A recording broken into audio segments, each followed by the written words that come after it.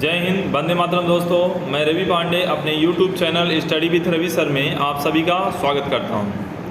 Friends, today we are going to start statistics standard 11 Gujarat board commerce. Friends, जैसा कि हम statistics 11th standard related to chapter number 1 collection of data से related हम topics क्या कर रहे हैं, डिस्कस कर रहे हैं। In this chapter earlier we discussed about origin and growth of statistics, qualitative and quantitative data. Data has two types, primary and secondary data.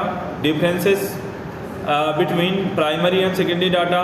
After that, method of collecting primary data. Primary data collect करने की method कौन कौन सी हैं? There are three types of method. The first is direct inquiry method, second is indirect inquiry method, and the third is questionnaire method. We also seen about direct inquiry method, its advantage and its disadvantage. Also seen indirect inquiry method, its advantage and its disadvantage. Friends, today we are going to start about questionnaire method. In questionnaire method, in previous lecture we had seen about its meaning and its ideal characteristics of questionnaire. Friends, today we will discuss about ideal questionnaires related method or questionnaire related method. Method number 1, there are two types of method, questionnaire by post and questionnaire by enumerators. So we are going to discuss about questionnaire by post. Let's see the topic, questionnaire by post. Topic number 1.4.3.2 questionnaire by post. इस method में होता क्या है, मैं आपको orally थोड़ा सा समझा देता हूँ।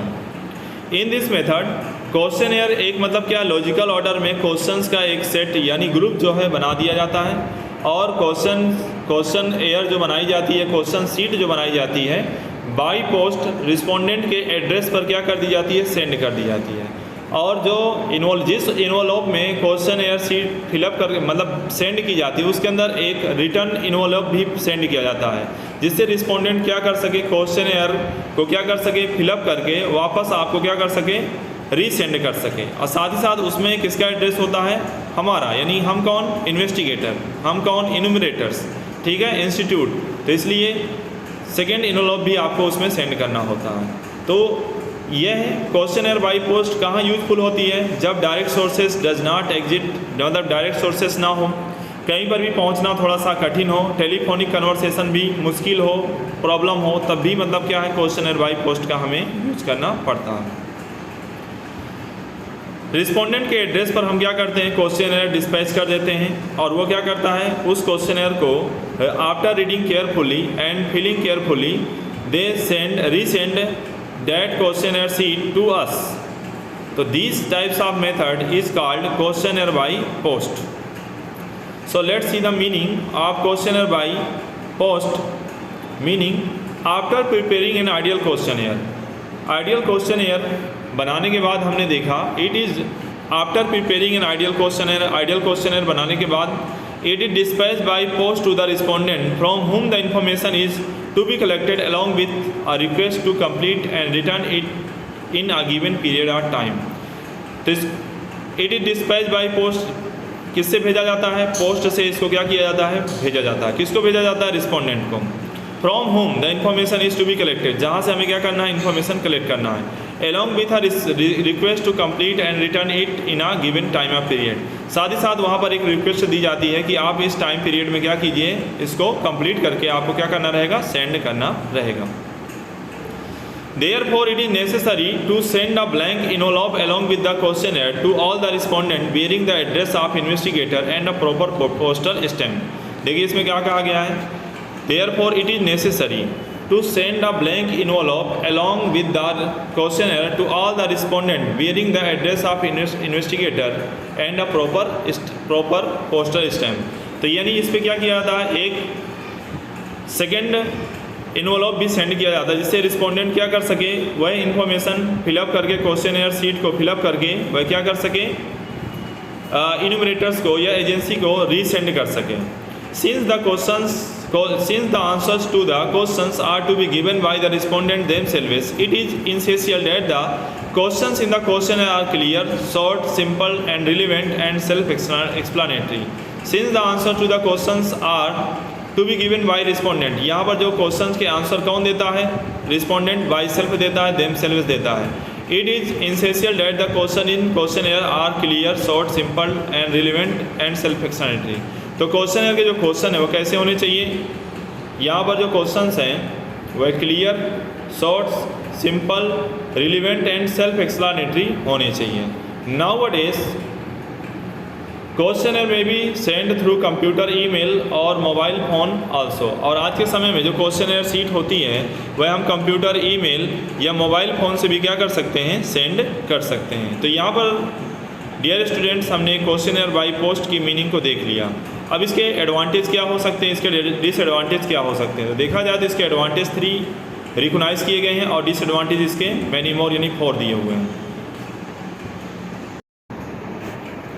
Advantage of questionnaire by post is this method of collecting data is quite useful when the field of investigation is very vast. जब इंफॉर्मेशन कलेक्ट करने का एरिया कैसा हो, बहुत ज़्यादा बड़ा हो, लार्ज हो, तब उस कंडीशन में this method of collecting data is quite useful when the field of investigation is very vast. जहाँ से इंफॉर्मेशन आपको लानी हो वह एरिया कैसा हो, बहुत ज़्यादा बड़ा हो, तब उस कंडीशन में यह मेथड क्या होती है? बहुत ज़्यादा यूजफुल होती है। Second one is this method is simple and it provides large amount of information with less expense. यह मेथड कैसी होती है? बहुत ज़्यादा आसान होती है। And it provides large amount of information with less expense. यहाँ पर क्या है? बहुत ज़्यादा आपको इन्फॉर्मेशन मिल जाएगी और जिसका बजट क्या होगा? बहुत कम होगा। लेस एक्सपेंस यानी खर्चा कम होगा। Third one is by this method investigator can get information from respondent of those areas where it might be difficult to reach personally और बाय टेलीफोन। इस मेथड से हम क्या कर सकते हैं? Investigator can get information from the respondent, यानी ऐसे रिस्पोंडेंट के पास से भी हम क्या कर सकते हैं? इन्फॉर्मेशन कलेक्ट कर सकते हैं।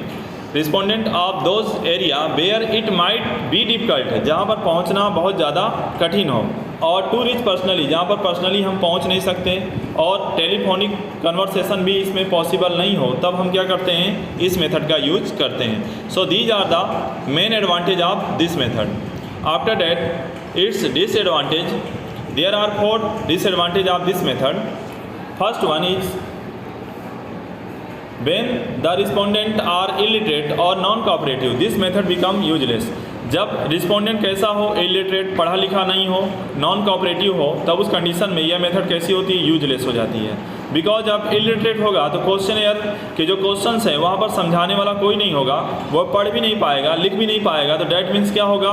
ऐसी क्वेश्चनर सीट या ऐसी इन्फॉर्मेशन आपके लिए यूजफुल होगी नहीं।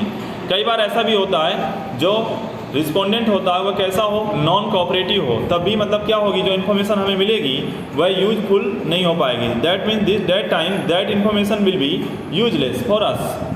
Second one is sometimes information provided by the respondent may not be correct or they may return incomplete or blank questionnaire to the investigator.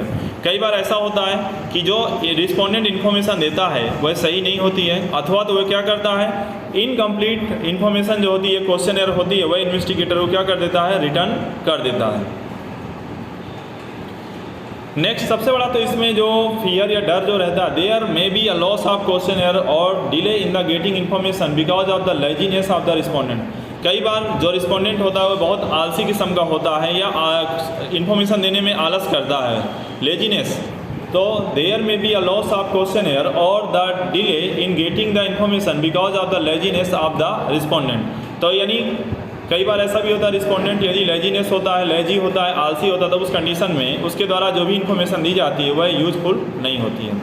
There is a lack of assistant और a person who clarifies the instructions और gives explanation of the question that may arise, hence there is a possibility of misinterpretation of the question. अब यहाँ पर क्या होगा कि by post questionnaire आपके address पर यानी रिस्पोंडेंट के एड्रेस पर क्या की जाती है? सेंड कर दी जाती है। डैट मीन्स वहाँ पर जो क्वेश्चंस में डाउट होते हैं उस क्वेश्चन के डाउट को क्लियर करने वाला वहाँ पर कोई होता नहीं है। Hence there is a possibility of misinterpretation of the question. इसलिए पॉसिबिलिटी क्या होती है, जो क्वेश्चन दिए जाते हैं उस क्वेश्चन को समझने में क्या होती है, दिक्कत होती है। सो फ्रेंड्स, आज के टॉपिक में हमने देखा क्वेश्चन बाय पोस्ट किस तरह से भेजी जाती है, किस तरह से उसका कंक्लूजन निकलता है, किस तरह से हम इंफॉर्मेशन गेट कर सकते हैं, और क्वेश्चन बाय पोस्ट से क्या क्या एडवांटेज हमें देखने को मिलते हैं और क्या क्या डिसएडवांटेज देखने को मिलते हैं। नेक्स्ट टॉपिक में क्वेश्चनर बाय इन्यूमरेटर्स की दोस्तों हम क्या करेंगे, डिस्कशन करेंगे। तो आज का सेशन हमारा यहीं पर कंप्लीट होता है। और दोस्तों मेरे YouTube channel study with Ravi sir को लाइक, सब्सक्राइब और शेयर करना ना भूलें। जय हिंद, जय भारत।